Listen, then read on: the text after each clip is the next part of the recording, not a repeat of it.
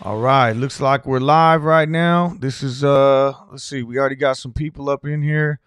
Al Trades, what's up? Thanks for coming. Josh, 6'8" Spindrift, Chris Pop, looks like Zeke for Bleaks in here. What's going on?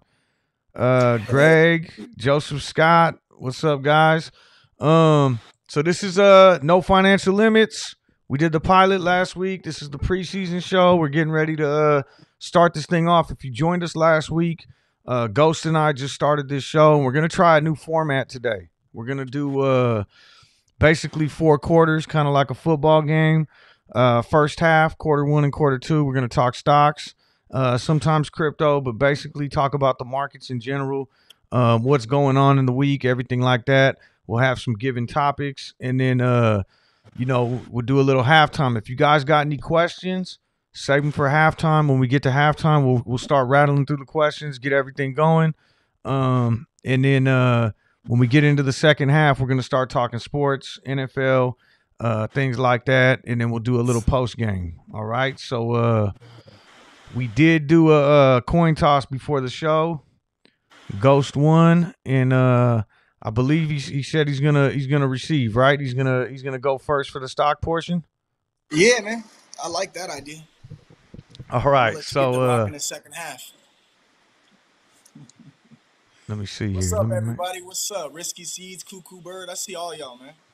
Y'all ain't ready for this today, man. We got something in store for you, man. All Let me know right. when I'm ready to go. What's up? I said, let me know when I'm ready to go. Can I go? Yeah, I'm gonna get this set up. Sorry, I'm over here messing around No, with you some good. stuff that I messed up. All right, so here we go. So we're gonna start off with the first quarter. Or you ready to start? All Yeah, I right, so see it. first quarter, we're gonna we got 5 topics, really 3, but we're gonna start. Today was a huge day with Clove, and so we're gonna talk about Clove a little bit for the first couple topics. Ghost said he wanted to go first. I'm gonna start the game clock for quarter one, and so first topic we're gonna talk about is Clove price action today, and also where we think this is gonna be for the end of the week. So Clove, or let me see here. See, I'm already there. We go. There we go. There you go, Ghost. You're on the clock. Go ahead. I'm on the clock. What's up, everybody? I Clove for the end of the week. Interesting. I think it's going to gap up tomorrow. I think pre-game, pre-market, I'm in the sports theme right now, but pre-market, I think it's going to gap up. Um, I thought it would see a little bit of a trickle down effect towards the end. And then as I started kind of watching the patterns, I was like, yo, this might actually peak up towards the end. And that's what happened. And normally when we see that, I could say a lot of times, more times than none, you see that gap up in the morning. And I'm amped, man. I think the end of the week, price target for the end of the week, I've been saying $12, but that was before we saw a 20% hike today. I'm gonna go with 15. I'm gonna go with a strong 15 end of week. 15 for sure. Okay. All right. Shit, I'll take it over then. So basically, I mean, I'm kind of on the same point. Like what today we hit a high of 11.13. We finished the day off at $1.96 up. And it's like we're kind of holding that range. I'm looking right now at the thing. That's what I'm looking at over here because we still have an hour left in after hours, right? So I'd love to see us close after hours at 11 or above, but I don't really think it matters. Right now we're at 1098. It's kind of like one of those things where I'm expecting us to continue to move up, like you said. And really, if we open up tomorrow above 12, to me, I really think that we're probably going to see this thing push up to 15 tomorrow, and then that's when all of a sudden the options chain will get a little crazy and maybe give us a push to 20. But I agree with you. I would say based on today's price action, it's all dependent on what happens tomorrow morning. But if we see a gap up tomorrow morning, this is looking a lot like early June, where all of a sudden now, the options chain is going to take over, and we got the potential to maybe push this thing to like 15, 17, $20 in the week. And who knows what happens after that, right? I mean, I'm just going off of, I would say more of it's all dependent, exactly like you said, though, on the gap up. We want to see that gap up Yeah. tomorrow morning. So the next topic that we got up here, you guys got to excuse me too. I'm trying to learn how to, I just got all these graphics and stuff and I'm trying to figure them all out. So our next topic we got is Clove the future. So Ghost, take it away. What are you thinking? Okay, so yeah, so the future. So for the future, um, this is where it gets interesting. So number one, we got the Wells Fargo. You know, I I think think that's it's on the on ninth. it's on the ninth, right? It's on Thursday, I believe. Yeah, I think it's the ninth. And the way I see it, and I've been preaching this for a few days now. The reason why they didn't have any PR on that announcement is because, to be quite honest with you, I'm really, really, really hoping that there's some level of news with the patent. So when we talk about the future, I mean, obviously we know the future's bright, right? I'm looking at like end of the year, a good $30 price, action. And remember, I'm thinking if it does squeeze, obviously it's going to surpass these amounts and kind of just go top bottom, and find its new low. So I think end of year, I could foresee its $30 price range. But really, when I think of future, I think of 2025, 2026. And at that point, we know they'll be profitable.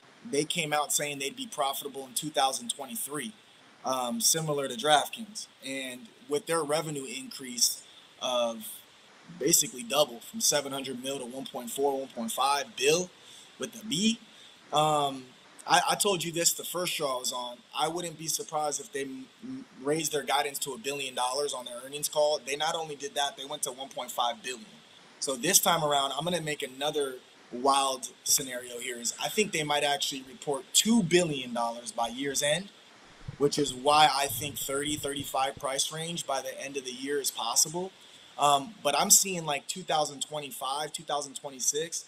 I'm seeing no less than $100 a share. And that's why I'll probably only be selling my calls no matter what this thing does in between time, to be quite honest. I got you. No, I agree with that too.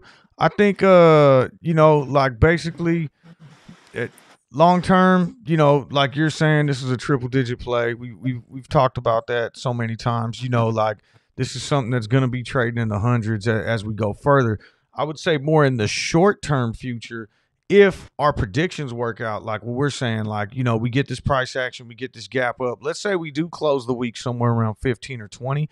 I think that's going to give us a setup for another huge explosive week next week, right? Because what's going to happen is we're probably going to see the options chain get extended, right? We closed today at where are we at?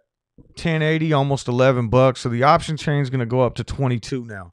I don't think that's going to play a big role this week, but if we're able to close it like a 15 mark and open up next week at 15, you're going to start to see people that are FOMOing in, loading up this option chain, getting up to 22.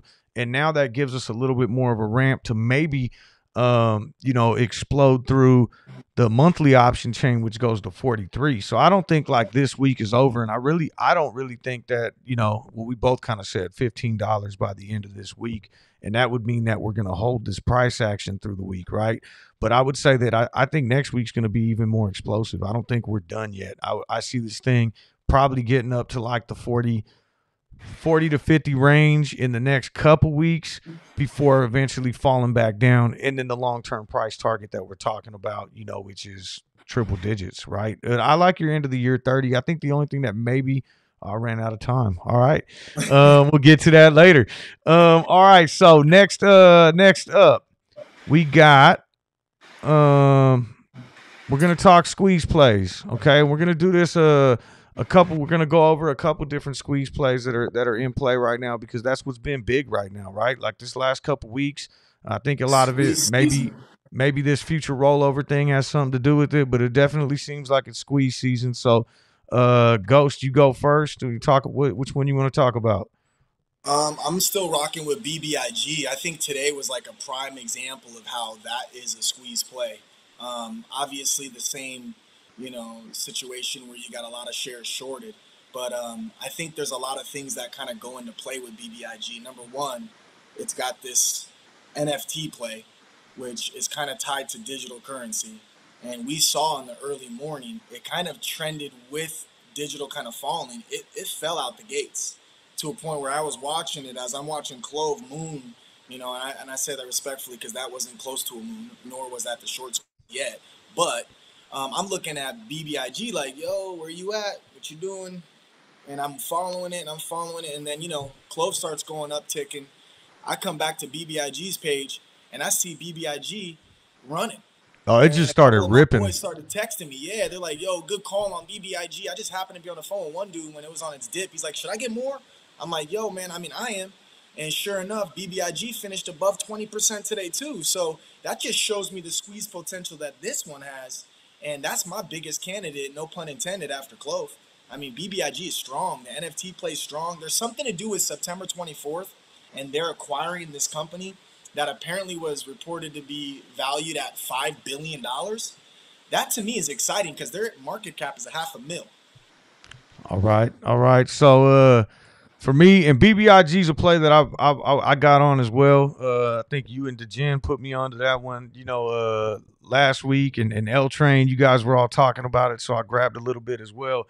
But one play that someone called out in my chat, Dan, on my live stream one morning. This was over a month ago. Was VIH, and I was looking at it as more of a gamma squeeze type play. But we went later out. There was a setup for a gamma squeeze in the August 20th expiration, but we kind of went September calls, October calls, like got some further out calls. And at the time, IV was super low. It's a little bit higher now, but I was looking right before we jumped on today. 38% short interest reported today, plus 5% added on today. And Wow. this stock, it keeps pushing. It's a SPAC, right? So it's still in that SPAC mode. So $10 is kind of like that baseline, and it's sitting right at 11. It closed right at 11 today. I think it's up to 11.11 in after hours. But I mean, anyone who trades SPACs knows that if you can get in right at 10, it's got high short interest. It's also got a low float, 15 million. So when you look at the options chain, and you're starting to see options lined up the same way that you got Clove's options lined up, 15,000 calls outweighing puts and all this other stuff. And a lot of them are deep in the money, like BBIG's chain. I think VIH has the potential to explode sometime soon too. All right, so let's go. So we'll pass it back. We said we are going to talk Yeah. about a couple other squeezes. Yeah, and I'm going to actually take this squeeze to educate myself. What is VIH? What does it do? You mentioned SPAC at some point, with $10 being obviously the SPAC pricing. Do you know anything about it, or is this just a squeeze play in particular? Is there any potential for long haul? Like, I want to know more about it now. I'm gonna be honest with you.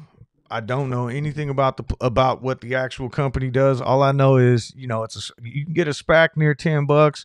You can't really go too wrong if they haven't merged yet, right?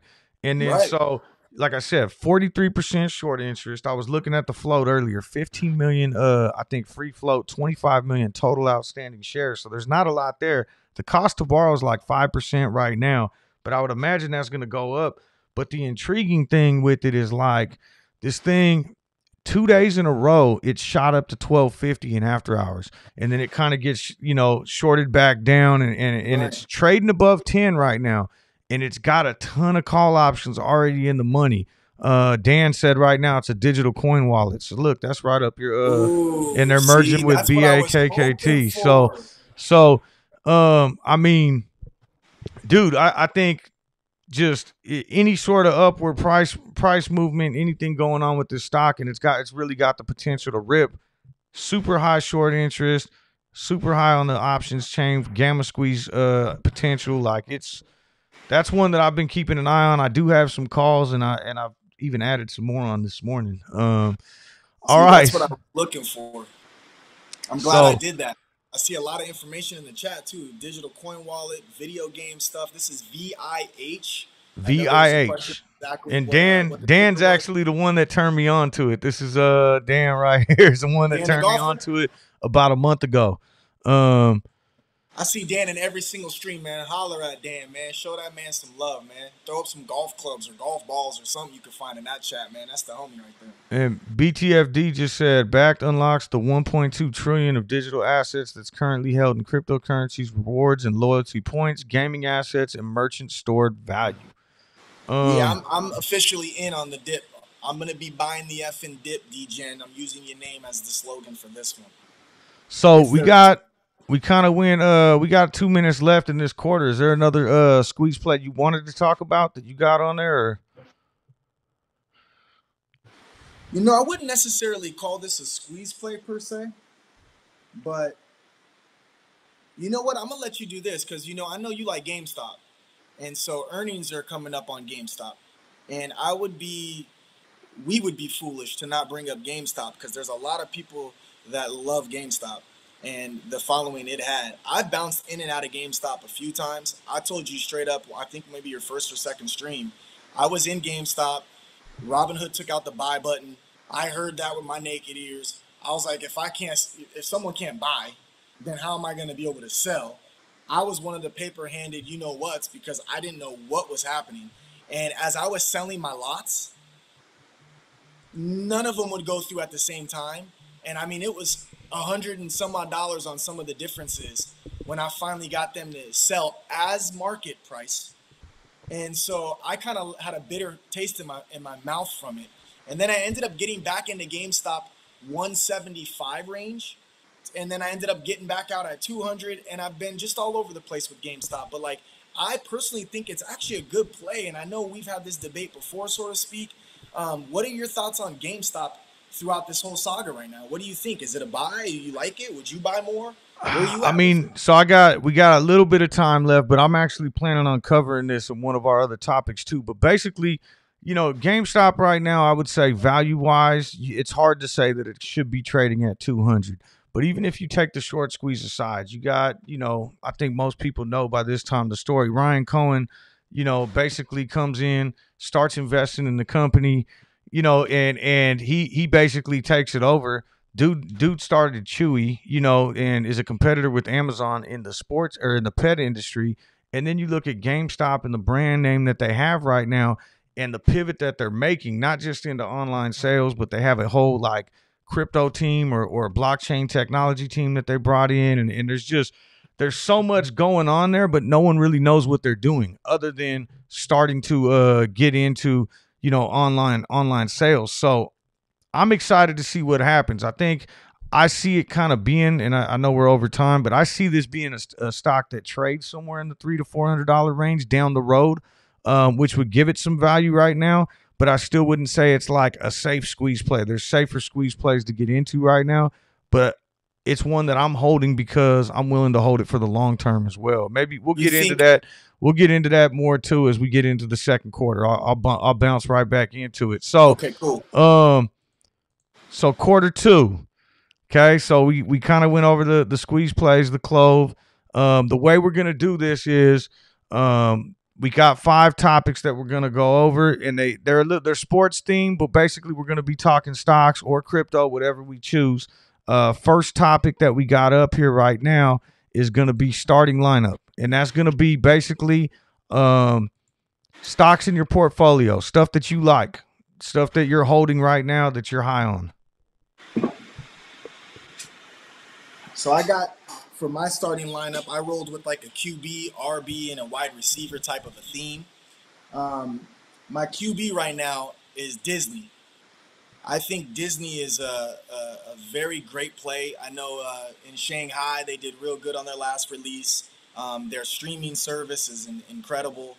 I'm looking at amusement parks and what have you, but I'm also looking on the sports side of it. Let's not forget last year Disney was huge at the ESPN Center, and they own ESPN. So I think with college football, they own ABC. With professional football owning ESPN, I think that there's a lot of revenue to be made from Disney from the advertising spaces, and I think that that ultimately also propels Disney to have a breakout quarter.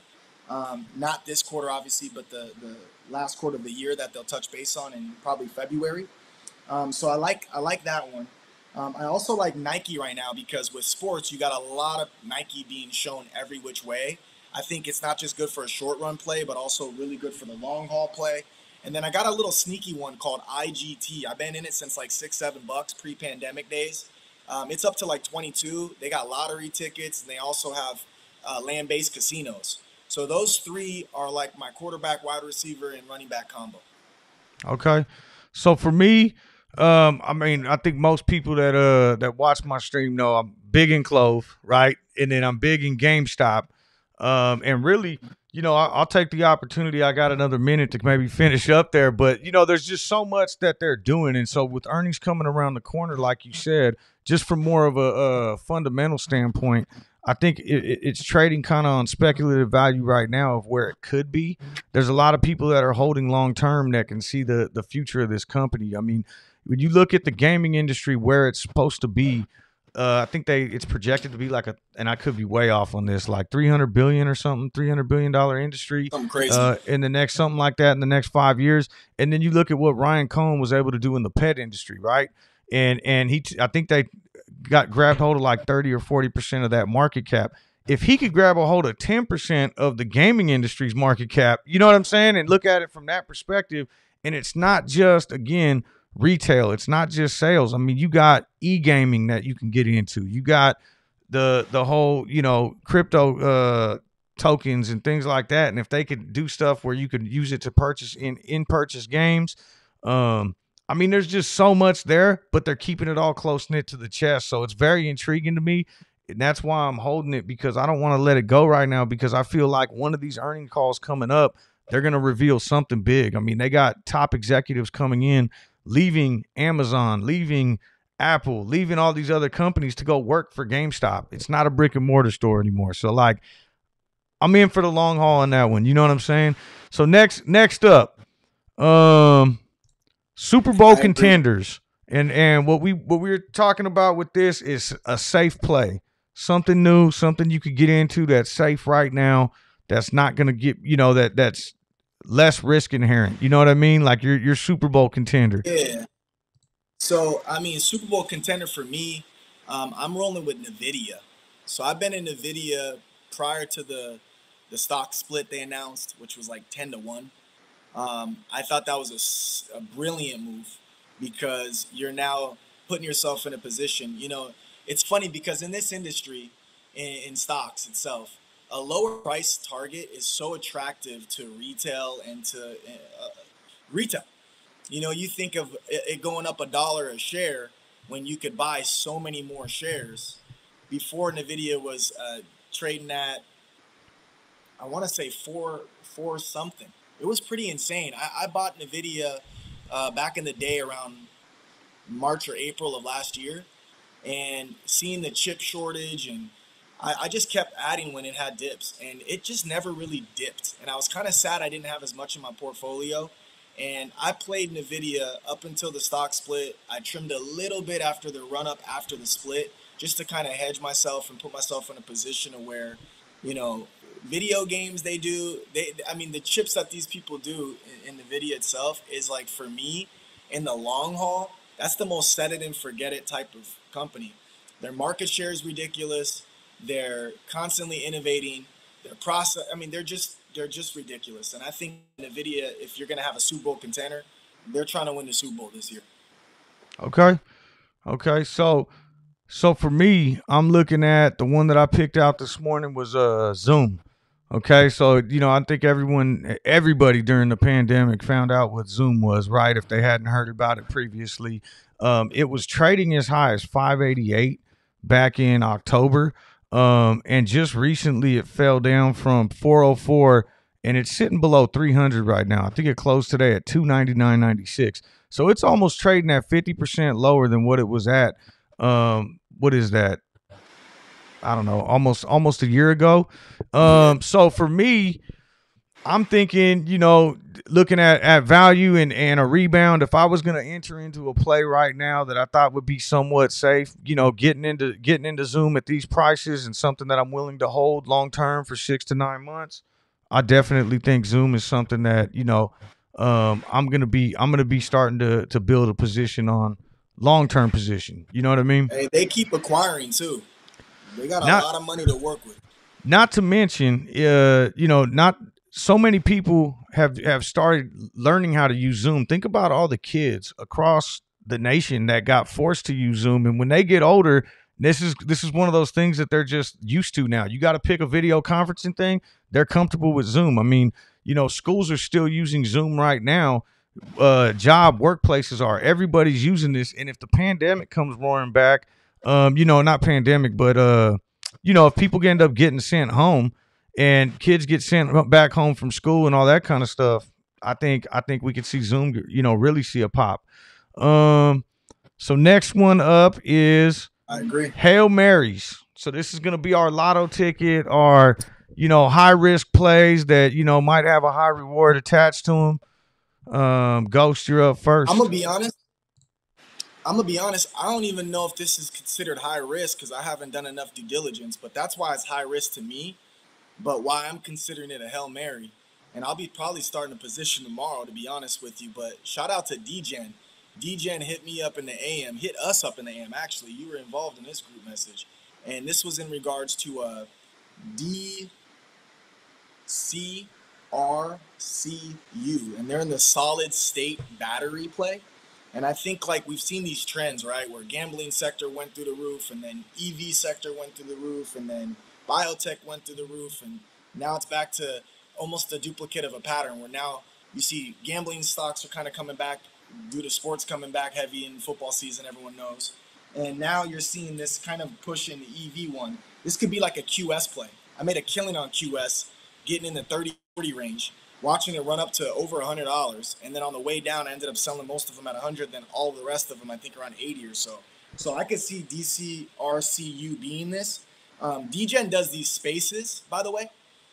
You're a part of them, obviously. I know you have school as a coach, and most of the time it's hard for you to kind of communicate, but you can listen in. For those of you that don't know, these spaces have been a success. DGen started this last week, and I think this was like our fourth one today. Man, a lot of good information on there, including this particular one that I named. So it's a Hail Mary to me because I don't know much about it except for that it is a solid state company, a solid battery. But BMW and Ford, if I'm not mistaken, is backing them. Okay.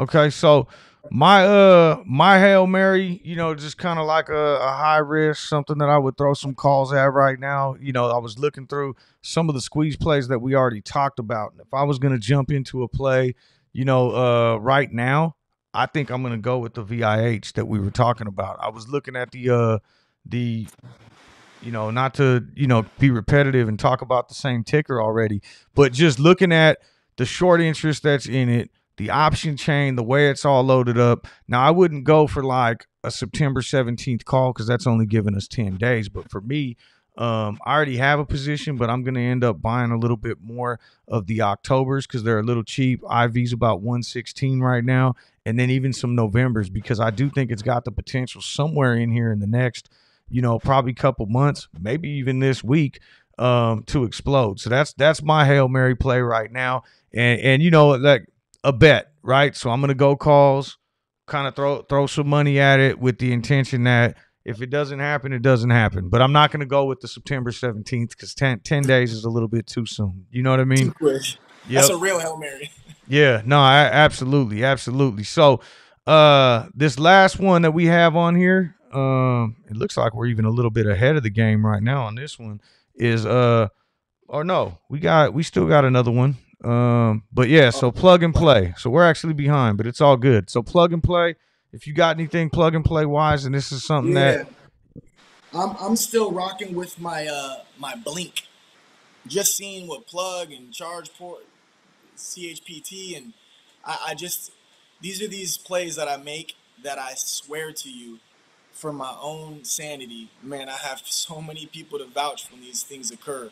It's rare that you see it, but you see such a big drop from their all-time high that the actual option chain gets reduced. So you can't even get an all-time high call of $70 or whatever their all-time high is. You're forced to get like a lower one, which at the time the highest they had was 50 that was available. I gave myself plenty of time, at least two earnings calls to prove their worth.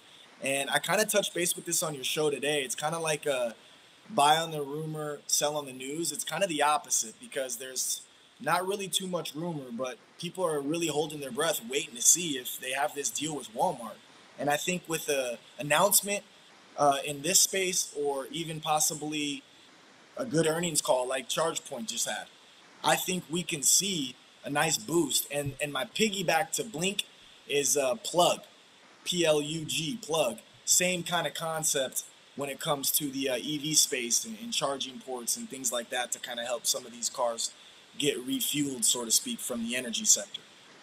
Okay. I'm just gonna go real quick just to because we took up some extra time on the other one, but um, DraftKings, because you were talking about buying the news, kind of running the opposite. I I'll just throw this out there real quick before we move on to the depth chart. DraftKings right now is waiting on some news, potentially a partnership with ESPN, and that's kind of the same type of scenario where I feel like you definitely want to be in before that news drops. You know what I mean? Because that's going to be huge. ESPN's looking to get into e-gaming or Are you ready gambling. for this? A lot of people don't know this, but Disney invested in DraftKings. That's why I knew when the NBA tournament was about to happen that they were going to do it at the ESPN Center. Look that up. You'll find that they actually have shares at one point. I don't know if they sold it because this is 6 months ago, but they actually had shares at one point of DraftKings. Okay. I didn't know that. All right, so we might have to speed this next one up. We got a little bit off the play clock, but I'm gonna let you roll first. So this is depth chart. This is our watch list. What are you looking at right Oh now yeah, for potential plays down the road? this is another one from the space that I got actually from DGen on the space. Someone came up and talked about HOFV, which is the Hall of Fame V, HOFV like victory. This particular ticker came into mind a few times for me actually back in the day, and I traded it at one point. I don't know if I can't remember if I lost or made money on it, but the bottom line is for me on this particular stock is it's another NFT play, and it's in Canton, Ohio, where the Hall of Fame is. I love the way they have their ticker with the Hall of Fame in there, but they're also a resort, and a lot of people are kind of missing this angle. So I think during Hall of Fame season, and when there's a lot of people that come to see players and athletes and the Hall of Fame itself, they look to this specific resort. And I think that it could just start to generate money if we don't have any setbacks with any pandemic, with any strands, and we kind of head that direction. That this could be a play not only from the NFT for being digital now, but also and baseball cards, signed autographs, things like this go for so much. On a Hall of Famer that owned this NFT at one point, it just to me, it's on my watch list. It's on my All depth right. chart. I'm with it. So the one that I'm looking at right now, I had a couple written down, but real quick. So Pinterest, PINS, pins. I mean that thing was trading upwards of like almost $90. I'm not ready to jump in right now, but back in February it was trading at 90. It's down at 55 right now. That's one that again I always like to look for undervalued plays or plays that maybe have taking a little bit of a dip, maybe because of a sector rotation, whatever's going on. It's a really strong company. For me, that's something that I'm going to look to jump back into at some point once I either see it kind of bottom out or, see that it's ready to start the uptrend again. And trading at, $35 below its all-time high right now, almost 30, my math might be off, but 30 to 40% below its all-time high looks like a good entry point. But I'm going to keep watching. I'm not jumping in anything right now. I want to see where it goes. So that's it for the second quarter. If anybody's got any questions, we're going to do a little 5 minute halftime before we get into the other one. I did take one question that I pinned, but if anybody else has some other ones, we'll definitely get into them right now.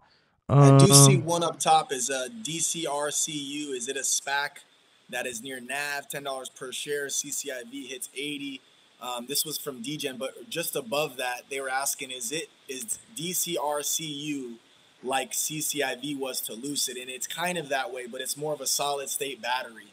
It okay. is a SPAC. It is an acquisition corp that's going to be acquiring this solid state battery corporation that again is backed by BMW and Ford.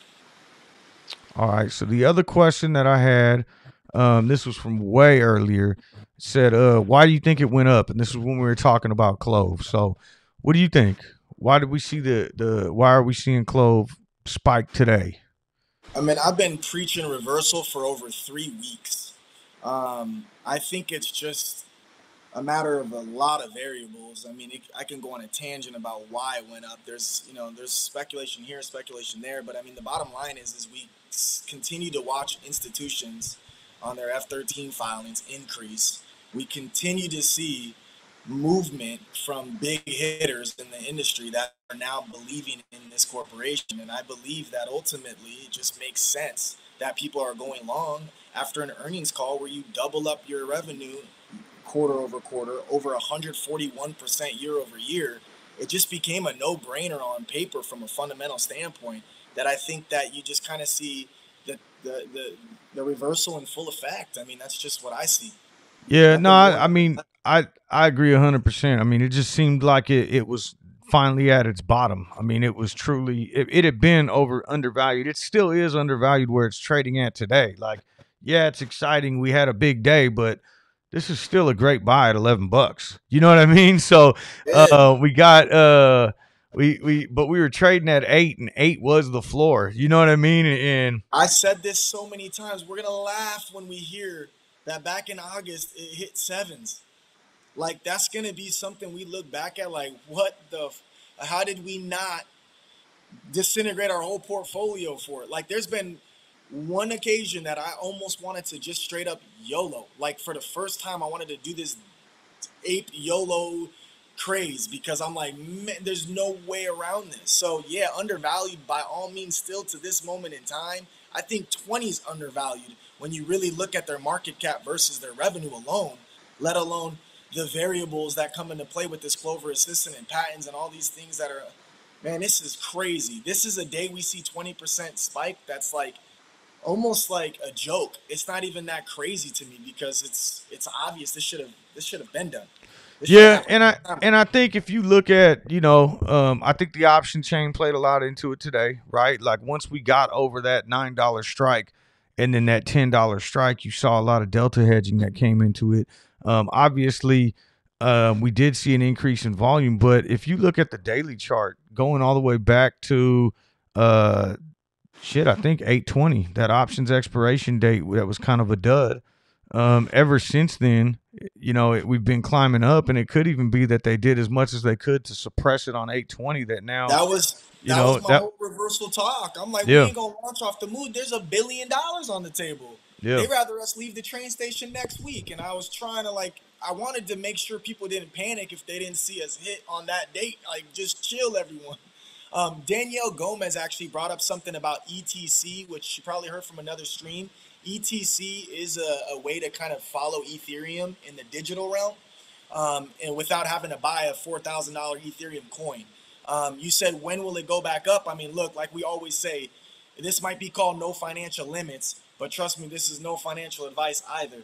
I always believe in whatever I'm going to put up that's something I believe in. I always scale into it. I always drop. My grandpa is 94 years old. The first advice he told me is if you have 100% of something you're willing to invest, put 5% in at a time. Every time you see it go below your median, drop another 5% in. And once you get your full 100% in, you're good to go. If it takes off and you only got 10, 15% in, oh well, be grateful you had something in it. So that's my motto. So as far as your question goes, when will it take off? Obviously, we don't know, but we've seen Bitcoin go through intervals like this. This is nothing to me. I've seen the most volatility with ETC even. I think that thing hit 160, 170 at one point before it went down to 40. So I wouldn't be too concerned if I was you. All right, so I think we better get rolling. We'll get into the third quarter now. Okay, so this is the time of the show where we're gonna switch it up. We just been talking stocks and crypto, or stocks today, but we eventually we'll get into both or whatever the topics may be. But we just got through the stock part. Now we're gonna transition into the sports part of the show. So being that the NFL season starting off next weekend, today in the third quarter, we're going to go through each division and kind of talk about what teams we like, and who we're thinking is going to be, kind of leading in each division. So, Ghost started off the first half, so now I'm going to start off the second half. Let me see if I could figure out how to pull this up. So we're starting today with the AFC North. Okay, so for the AFC North, and this is right in Ghost wheelhouse too. But for me, I don't know. This is a toss up for me. I mean, obviously, the Steelers, Najee Harris. I think he's going to be Rookie of the Year. I think he's going to be a legit running back. Big Ben is Big Ben. They got a great wide receiver, group and everything else. But I kind of feel like the Ravens, man. I mean, they've been knocking at the door for a couple years now, and with Lamar Jackson, I know they just had an injury, but Gus Edwards isn't that bad.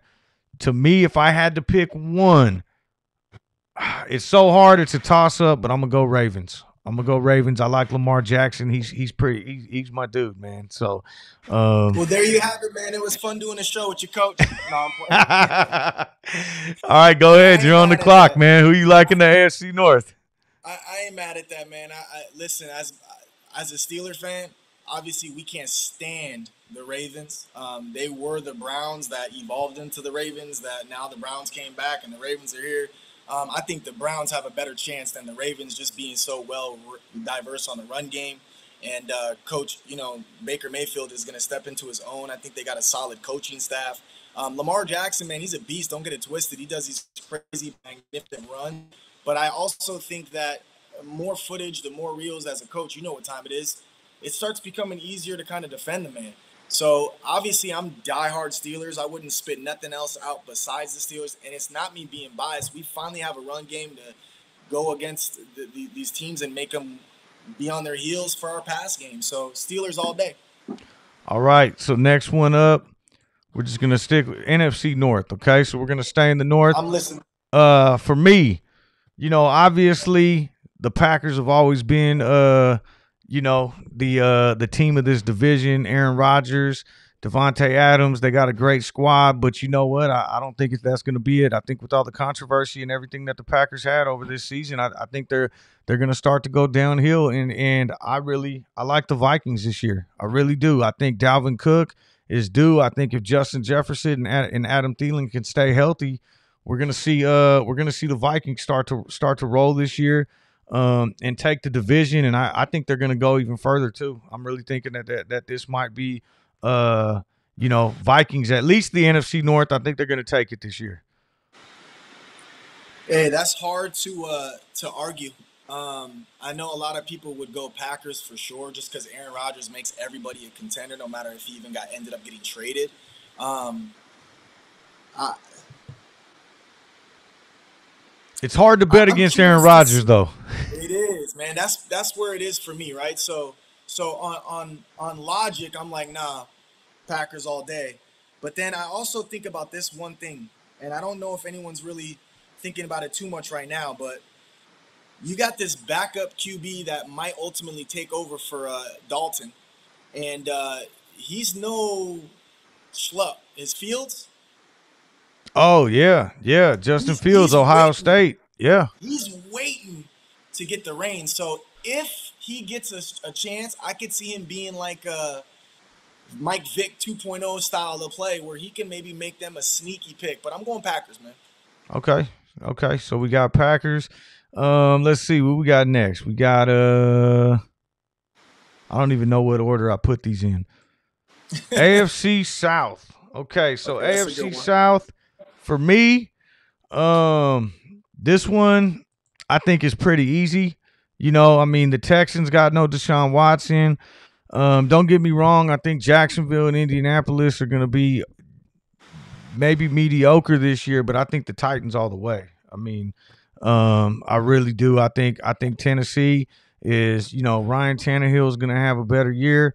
I think Derrick Henry is an absolute beast. I know he's getting a little bit, up there, but if AJ Brown and Julio Jones, kind of the similar thing, if those dudes can stay healthy, to me, I think Tennessee's going to run away with this division. I really do. And thank you, Seedless Green, for the super chat. I just seen that. Thank you for coming in here. Oh man, Um, love.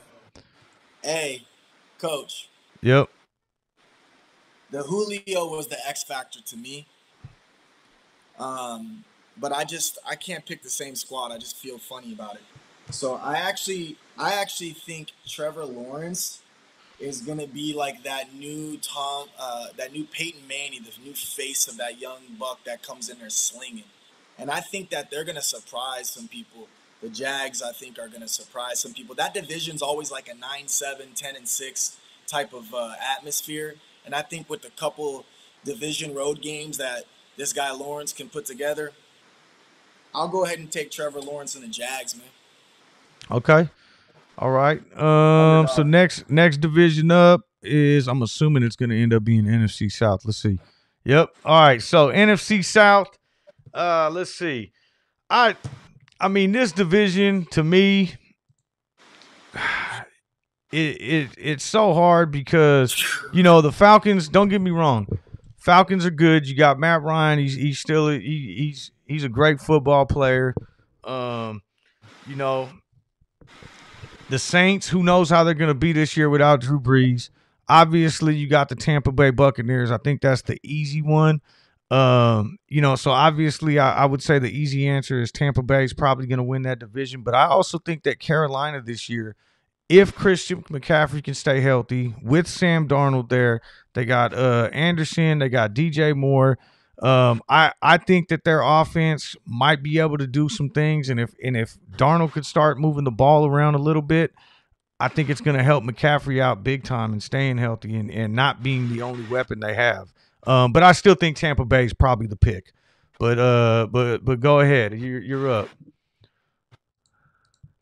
Yeah, I mean, ever since the Super Bowl where the Falcons just got embarrassed by Tom Brady, I could never ever pick that 28-3 and just lose your ass like that. I made a lot of money on the second half on that, by the way. Um, Panthers, I mean, Sam Darnold to me has been like the great white hype. Just like every time it's some new team or some new jersey or some new this, and I can't jump on that train. No disrespect to Winston. Um, yeah, I have to go Bucks, man. I can't. Bucks it is for me. Okay. Yeah, I mean that's kind of like, I think, the obvious, but I guess maybe Carolina would be the runner up is what I'm saying. I think Carolina's Yeah, definitely going to be better than the Saints and the Falcons this year. and the All right, Falcons. we're coming out west now. AFC West. Um and now I might have a little bit of a different take on this one. I think, again, the obvious pick is going to be who? The Chiefs, right? Everybody, but I think the Chiefs are also going to get that letdown this year. We've seen that happen with teams before. You get there, you lose, and then you kind of have that down season. So if I had to pick one team besides the Chiefs that I thought maybe had the ability to kind of to take a run at the division, and sorry anyone who's in the Bay Area, I don't think it's going to be Oakland. um, I'm gonna go with the Chargers. I like Justin Herbert. I thought he did really well last year. I think Austin Eckler's a hell of a running back. They got Keenan Allen. They got Mike Williams. Jared Cook is no slouch, at tight end. Again, I know I'm only talking offense right now, but I think the Chargers may surprise some people this year. First season Ben played, made it to the AFC Championship game. Second season, won the Super Bowl. I think Patrick Mahomes is a walking legend. There ain't no way with that Tyreek Hill show and having this new, uh, we always say, Fresh Prince of Hell Air because he's just a beast on the run game. And their defense is putting together some nice components, man. I cannot see the Chiefs not going like at least 12 win season, man. So I'm Chiefs. I got to roll with that, man. Yeah. All right. I got you. I got you. So you guys already know who I like in this division, the NFC West. But I'm gonna say this. I do think this is the toughest division in the NFC. By far, Russell Wilson's still Russell Wilson. You got Kyler Murray in Arizona. It just, the Niners right now though. I just think they're the complete package. Might be a little bit of a little bit of bias coming there, but I really do. And the Rams too. I'm interested to see how they look with Stafford, and I think that they got some great receivers, and it's going to be a really fun division. But it's also going to be a division that's tough defensively too. And I think whoever comes out of this division is probably going to win the Super Bowl, or at least make it to the NFC Championship game. But I got to go with the Niners. Hey, I can't be mad at that, especially Jimmy G's back. So I'm curious to see if he's a little bit less aggressive with the runs. Although he ran one in the preseason, I'm just like, yo, this guy's nutty. I'm curious to see if he can hold up, man, because ever since he was a Patriot, I thought he was going to take over Tom Brady, and then rolled over here and just made a name for himself on this side of it too. Um, I'm actually gonna go with. Oof, it's tough to go against Russell Wilson and the Seahawks. I think that they got a solid team, but I'm just not sure their O line has made enough improvements. So I'm gonna actually go Rams on this one because I think Matt Stafford, he's still got some 500-yard games in the tank, man, and I think that's a great setup for him. Great defense, a solid run game. Hopefully they can kind of push the pieces together. But that coach, man, he remembers plays of every single game in any quarter of any. Not, it's insane, dude. That coach McVay is serious. So I think the coaching edge goes, and that's where the Rams win that division. Now I'm with you. I'm really excited to see what Stafford could do too. I am hopeful So though for your Niners. what's that? I am hopeful for your Niners though. I ain't gonna lie. Hey, so AFC East. And I'm gonna try to speed it up because we got a little behind again. But to me, this is probably one of my easiest picks, and I know everybody may not agree or whatever. You got the Patriots there. I'm interested to see what happens with Mac Jones, but I still don't think they're going to do much with a rookie quarterback. I'm not really too into the Jets. I know the Dolphins played a little bit better last year, but the Bills, man, Allen again, great quarterback. Got Stephon Diggs, and I think they got Emmanuel Sanders over there now. Cole Yep. Beasley, kind of some veteran receivers, and I'm excited, man. I really am. I think the Bills are going to go far this year. Yeah, I can't knock that at all. Part of me, I got a buddy that's a diehard Dolphins fan, and just knowing what they've been through with Dan Marino and never winning it, it hurts. And part of me is like, yo, maybe this Tua kid can get his thing going. He had a severe injury in college. He came out and looked pretty decent his first year, thrown to the Wolves mid-season. I could see him kind of being that Russell Wilson, so to speak, of the league on that region. But yeah, the Bills have such a nasty offensive power with such a good defense that no doubt in my mind the Bills win that division. All right, so we're on the last one. We got the NFC, and I'm gonna go ahead and just call it the NFC least, because I think this is probably one of the worst divisions in football. It's I really, insane. I really do. I mean, Losing records make playoffs. It's insane. yeah. I mean, the Washington Redskins. Don't get me wrong. There's a little bit to look forward to in all these. Saquon Barkley this year. Ezekiel Elliott with the Cowboys. And if you had to pick one team, I'd say probably the Cowboys. But the Cowboys always find a way to disappoint their fans. And I don't really mind much because I'm not a Cowboy fan.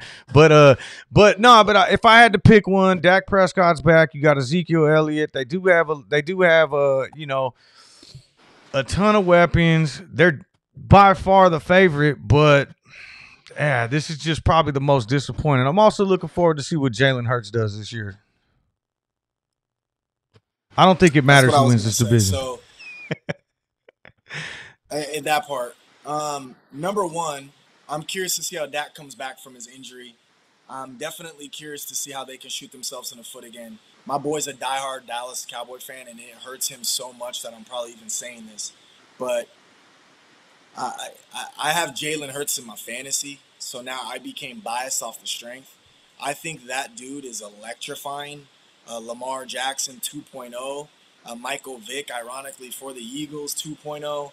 I'm gonna go with the Eagles on this one, man. Okay. Hey, so we're almost out of time, but real quick, we'll try to get these in. Just for fun. Super Bowl picks. Who you looking at this year? If you had to pick a couple teams that you think from each conference. So I'm definitely going Super Bowl. I'm not joking when I say this. With Najee Harris, man, I'm really going the Steelers for the AFC. That's for sure. Um, NFC, if I had to pick one for the NFC, I hate to say the Bucks are going to repeat and get back there, but this guy Tom Brady is a machine at his age and his receiving core, and Gronk is like still young. He took a year off secretly. They got a run game now. I'm gonna go with the Steelers and Bucks. That big brother that they talk about, Tom Brady being the big brother of Big Ben, ends this year. All right. So I'll go real quick so we can get into the fourth quarter. But basically, I think AFC between Bills, Pittsburgh, and probably the Titans. It's gonna be one of them, but I'll probably take the Bills. And then when you see, I pick Pittsburgh though. But then when you take into account, and then in the NFC, I think it's gonna be whoever comes out of the NFC West. I think it's gonna be the Niners, but whoever comes out of the NFC West, probably playing the Vikings for the NFC Championship. So whoever wins that game is going to end up facing probably the Bills. That's who I'm looking at. All right, so let's move on to the fourth quarter because we're let's get this going, and we got this other. So this is something that we're going to do every week, and eventually we want to set up a poll so that everybody can get involved, and you guys could pick like a game of the week or something like that too. But what me and Ghost are going to do is kind of go through here and we're gonna take turns picking a game. Okay, we got 55 seconds. We're gonna run through the quarter. He chose to go first in the first half, so I'm gonna start this off. Let me get this play clock started. But basically, we're gonna try to pick every game, by the spread, and we're gonna track it this year and try to have some fun with it. If I had to pick one game right now, I'm gonna go ahead and go with the Ravens over the Ravens by 4.5 points over the Raiders. I know it's Monday night. I know it's in Vegas and all that stuff, but I'm really high on the Ravens this year, and I haven't been impressed with anything I saw with the Raiders in preseason. I don't think that they're going to be bad, but I don't think they're going to be good enough to beat the Ravens on Monday night. So that's my first one. I'm gonna make this easy. I'm going Jags over the Texans. I don't know what's going on with the Texans establishment, QB situation, Watson, yeah, I'm going Jaguars. That's an easy one. I think they win that game easy. Yeah, I gotta agree with that. That's probably one that I would have gone with right off the bat. Man, you're putting me on the clock hella quick. Let me see here. So I'm gonna go.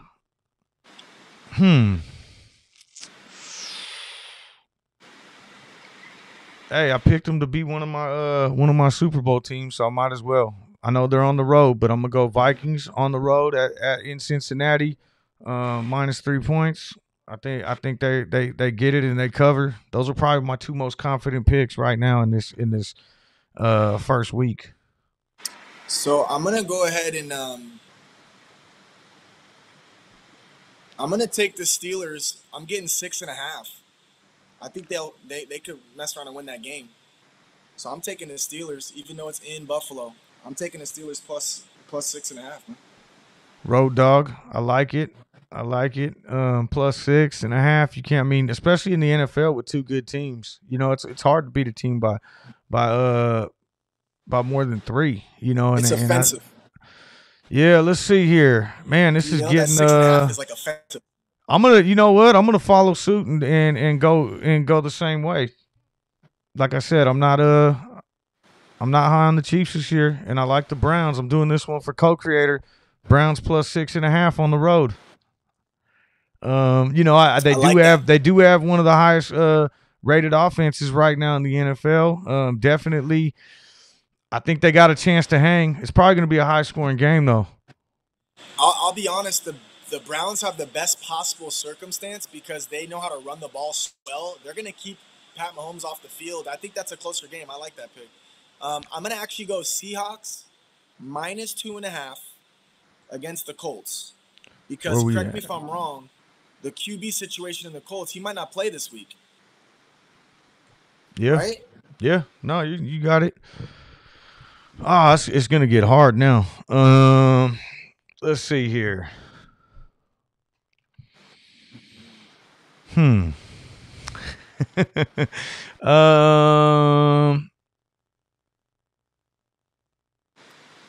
Rams at home. That one looks intriguing, especially with rookie quarterback on the road.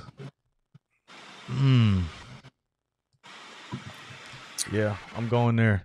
I'm gonna go Rams at home over the Bears minus 7. Lock it in. I like that.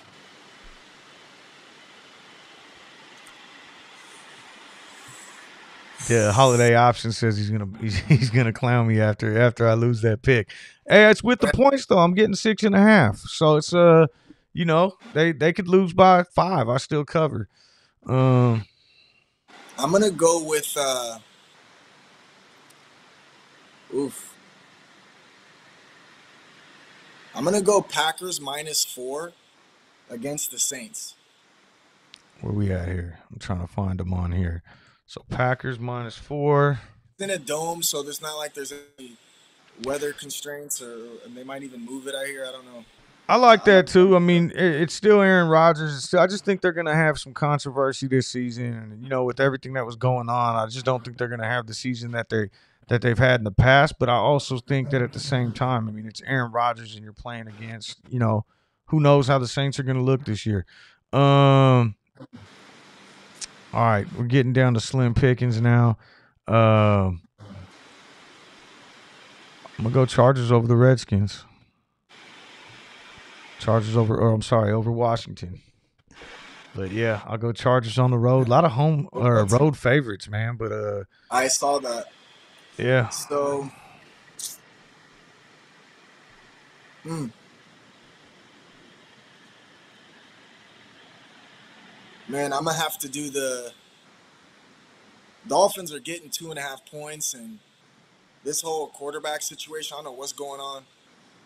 They dropped Cam, something not right. I'm gonna go Dolphins +2.5. Dolphins in the points. All right. Whew, okay. Joseph Scott, what's up? Thank you. Appreciate the super sticker right on. Always appreciate the support. Oh man. Not a lot left up here right now. And you see there's a game I'm avoiding just because I don't like that half point. You know what? I'm going to go here. Christian McCaffrey's my boy. Not high on the Jets. I know that I think this game's probably going to be a little low scoring, but I do think that, I could see the Panthers. Problem is I can see this game also being 3 points. Not a lot of confidence here, but I think the Panthers win. I hope they cover. That should have been picked earlier. I don't know how I missed that. No, that's a great pick. Cardinals, Titans. Basically a wash.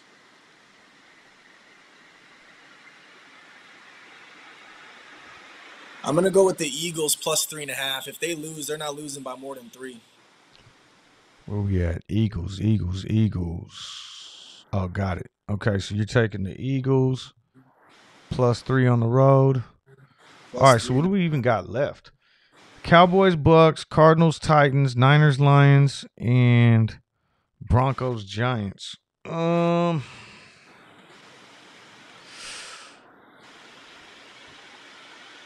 this one's rough because I can see it going either way, but I'm just gonna take the Titans because they're at home. It's simple as that. At home, they get 3 points. I'll go with it. Not a lot of confidence behind it. I think it can go either way. They're giving 3 or getting 3? They have to out. The Titans got to win by 3. Right. Okay. All right.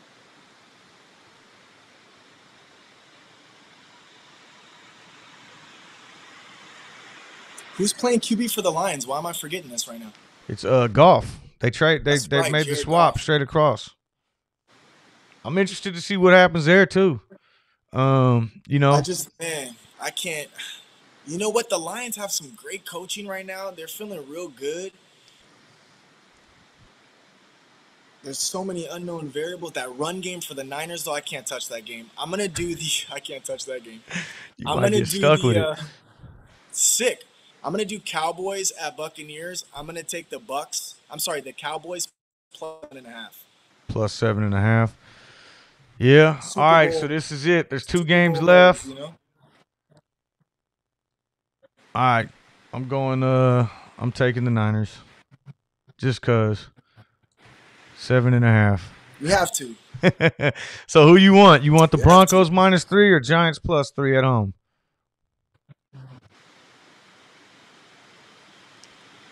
You know what? I'm going to take the Giants +3. Okay. So there we go. We got the picks. We'll have to screenshot that. So next week, what we're gonna do is we're gonna start keeping track. It'll be like an ongoing thing throughout the season. And I can kind of see right now that we're moving a little fast through this fourth quarter, so we'll have to work on that. We might have to throw some other stuff in here. So I'm gonna ask you this: if you had to put together a 3-team parlay, I'll just throw this one out there. Any of these games, what would you say is your strongest Three picks?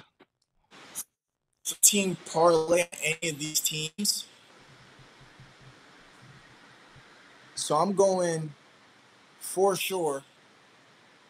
Um, yeah, I'm for sure going Jags -2.5. Okay. I like the Eagles +3.5, and I'd probably go my third team parlay would probably be Vikings -3 at Bengals. Damn. Okay. So we're kind of on the same point. So I was gonna say Vikings -3. I like your Jags -2.5 too. I'm gonna throw that one into my parlay. And then if I had to pick one more, I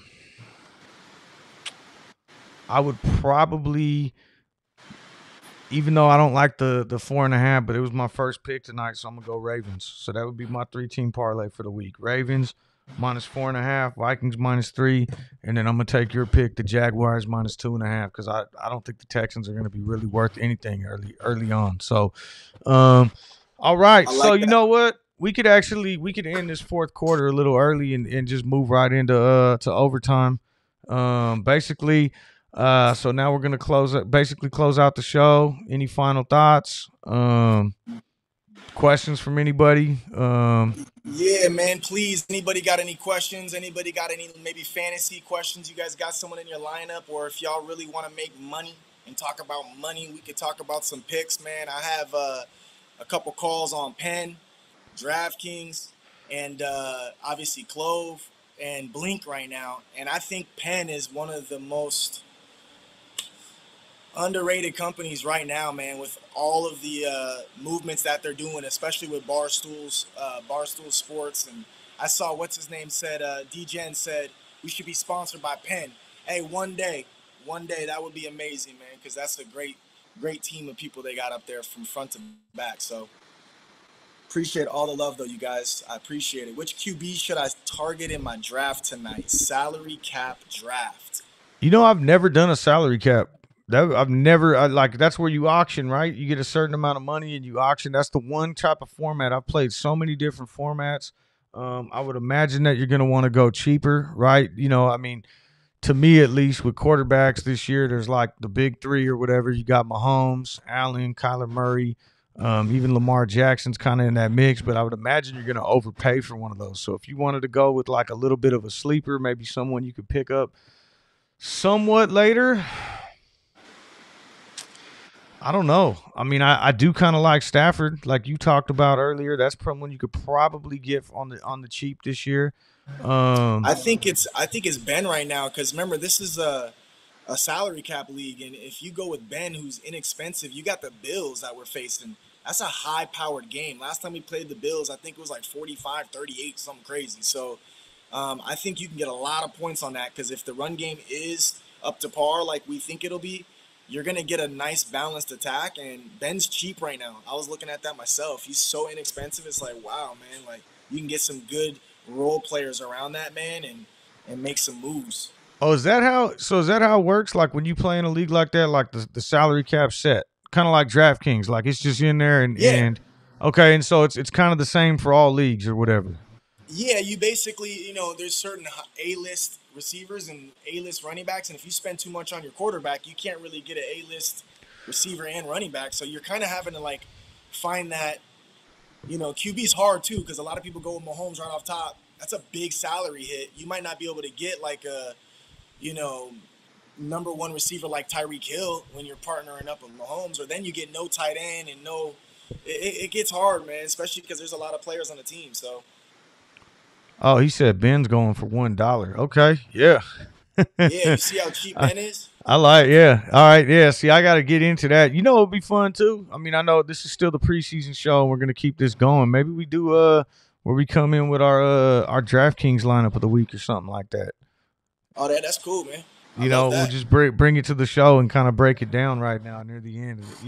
I Maybe love part of that. the fourth quarter. We put one together every week, and um, now that I think My about it, strength, my strength in fantasy is adjustments throughout the year. Last year, I made the most moves out of anybody by like 180 moves. I think I did last year on something crazy, and I didn't win, but I got the top score for the league, and I play a pretty big money prize league. So when you get the top score, you double your buy-in back. So that's my specialty. I'm not the best drafter, but I'd have fun with that because it'd probably make me better every year to start drafting more often because I do this so raw, just going there ready to go, guns blazing. So I think that's cool. I think that'd be fun to do a little DraftKings special, a little snippet of what we would pick.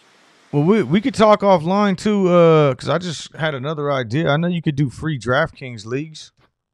We could do like a little because I we did. So me and Ghost talked, and I'll get to this question in a second, but one thing that I did set up, and I talked about it on my stream, and we're gonna do it for this show, is like a pick'em, a pool type thing, where and we're gonna do it for free for everybody, and then make the prize some actual like no financial limits merchandise, and give it out at the end of the season to whoever wins. But it'll be a free thing just to have fun as we go through, and we could talk about it on my stream, we could talk about it on here, kind of track who's winning and all that. And I know that the seasons start right around the corner, so I'm probably gonna, if you subscribe to the channel, and also make sure you guys go subscribe to Ghost's channel, which is listed below in the details of this video. Um, but I'll send it out on the community tab, the link to where everybody could sign up for that pool. It'll be free. You sign up. Just make sure you sign up using your the same name you use on YouTube, so we know who everybody is. And we'll do that. But the other thing that we might want to do, man, is maybe do like a little DraftKings league, because you could do Yeah, that that'd be where fun. every week it's free and just play for fun. Whoever wants to throw in I, a I daily fantasy lineup every week and something like that, just I something for think that's fun. the So me and beauty you of will put this. our rosters up on here, and then everybody else can jump in and get one. So we'll try to figure that out too. Yeah, I Um, think that's the beauty. I mean, this is going to be evolution, man. You saw the pilot. You guys see our preseason now. Each week we get more and more down the road, man. We're going to bring something cool to you guys. We got some special guests lined up, man. It's going to be crazy moving forward. I promise you that much. A lot of love in the chat. I know we didn't really get to address the chat. It's a little different than doing live streams and kind of watching tickers and having a chance to really be invested in being able to even communicate like that. So I apologize. We will get better. Shout out to everyone that's in here. A lot of great questions, a lot of cool things that we covered. Um, I saw someone ask about volume tomorrow with Clove. Hey, yeah, I was listen, gonna that's our pull. baby. I'll pull that one up, but I did want to see. Do you know anything about what Danelle asked about? I don't. I don't. That's why I left it up there. The question was, is SPC, is Virgin Galactic having a launch this weekend? I have no idea, and I just looked up the news feed on it too, and I couldn't see anything. So if anybody else knows, I'm not uh, sure. I know DGen's touching on something with the FAA. I heard something else, to be quite honest with you, but I don't even want to speak on that too much because I don't want to, dampen the mood on a stock like that. I actually made some money on space. I'm not in space anymore. I think it's a fun company. I think it's really cool what the CEO's doing and the message he's sending to little kids out there. So I don't want to talk too much negative about them, but I'll be honest with you. I just don't know the answer to that question. So you're gonna have to do some DD on that, to be honest with you guys. yeah, the Sorry, only bro. the only thing I know that I heard was like right now during the FAA investigation, I think they can't fly at all. So that might be, Right. maybe they're not doing anything, and I could be wrong. That's just what I remember reading at some point earlier this week. Um, so what do you think on closed volume? We'll make this the last question, then I gotta go make my kid I dinner. think I think closed volume's going to be nutty tomorrow. I mean, this is what I foresaw happening, where we'd have a day where we'd have like 10, 15, 20% of an uptick in share price. And when you talk about fear of missing out and the expression FOMO itself, as much as we're indulged in Clove, not everybody is. So what happens on a day like this is all those people that were waiting to make sure that their bottom was their bottom, all of those people that were waiting to see if it really was ever going to happen or not and had all the naysayers and the doubters, those are the same people that end up jumping in when the fear of missing out kicks in. It's like, yo, maybe they were onto something. It's still only $12, or whatever the price is in the morning.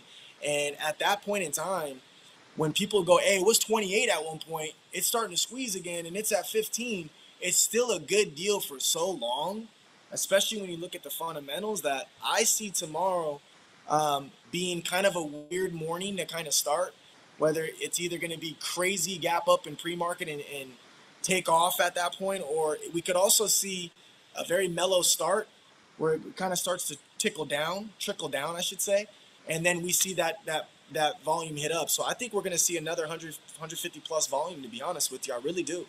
So just while you were talking, I went and looked up the volume because I know everyone was comparing candles today, like from the June run up, right? And how the candles look kind of similar. Like June 7th, we had that big run up from, 950, I think, up to 12, and then we gapped up the next morning and ended up opening at 16, and that's when we took off. So the previous day, June 6th, volume was at 16 million, right? Yesterday, volume was 29, whatever. On June 7th, volume 125. Today, 175, so a little bit more volume. So who knows? What if we come out and hit 800 million, 900 million in volume tomorrow? I mean, I'm not saying it's going to happen, but it would be absolutely amazing. I mean, obviously, I don't have a crystal ball, neither do you, but when you start comparing, everyone's been. I was watching Al Trades earlier. I was watching Tar Heel show. Me and you were talking about it, like how everything. I know Degenerate was talking about it. In a and it's like everyone has been comparing these candles and how this looks very similar to the run up, right? Well, right now, it does look like it, but we had more volume today than we did on June 7th. So maybe that equals more volume I tomorrow than we did on June 8th. I'll be honest, when you look at it from a holistic approach, like you can look at it from fundamentally, you could look at it from a short squeeze candidate. You could also go in the TA realm, and Al Trades is like, and Champion Vibe. These guys are like ridiculous when it comes to TA. That's not my forte. I know, Coach, even you're nasty at the TA. To be honest with you, I'm not a TA expert, but I watched Champion Vibes. I have seen his Wyckoff accumulation phase that we were in at one point, and I've seen his chart kind of skyrocket after that one channel that we hit when we test those lows. And it seems to me that even from a technical standpoint, that this is just getting ready to explode. So I'm excited, man. I think that's what's going to be exciting for all of us. None of us are sleeping tonight. We're going to be amped. And I'm excited to see what it brings, man. But I don't think volume is going to be the biggest indicator of anything. I'm looking at price per share to really see what this does, because we could have not the craziest volume and see another day where we go up 10%, 20% even. So I'm curious to see, to be Yeah. honest with you. I'm curious. All right. Well, we'll end it on that note. I think tomorrow's definitely going to be green. That's what I'm expecting, at least. I hope I'm right. And I know, everybody's kind of, pulling for the same thing. But so next week, we're going to start doing this on Mondays. It's going to be 4 o'clock on the West Coast, 7 o'clock on the East Coast, leading up to the Monday Night Football game. Come check us out. That'll be episode 1. Okay. This was the preseason show. We're gonna keep on adding some new features, changing things up. If you guys got ideas, leave comments on this video. We got some ideas from after the last pilot video to kind of change things up this time, and we always love to interact and we're having fun. We want you guys to have fun. So thank you for coming out and enjoying us. Ghost, you want to say one more thing before we close out? No, just thank you for the support, man. Thanks for tuning in. I'm glad you guys are having a good time. We're excited to see what's going on with not only Clove, but some of the tickers that we mentioned. There's just been such a great vibe with the people that we have in this chat, and so many people have showed us so much love that I just want to make sure that you guys all understand that we're doing this for you guys. You guys are the one that requested the Coaching Ghost show, and we're making it happen, and we're having a good time. So tune in Mondays, 4 o'clock. It's going to be a lot cooler when we got the football game about to kick off right afterwards to kind of hold your hand and take you there. We'll close the market out, and we'll talk about the games to come. So we appreciate the love and support, and we'll see y'all, on streams all day tomorrow. All right. See you guys. See you Peace. guys later.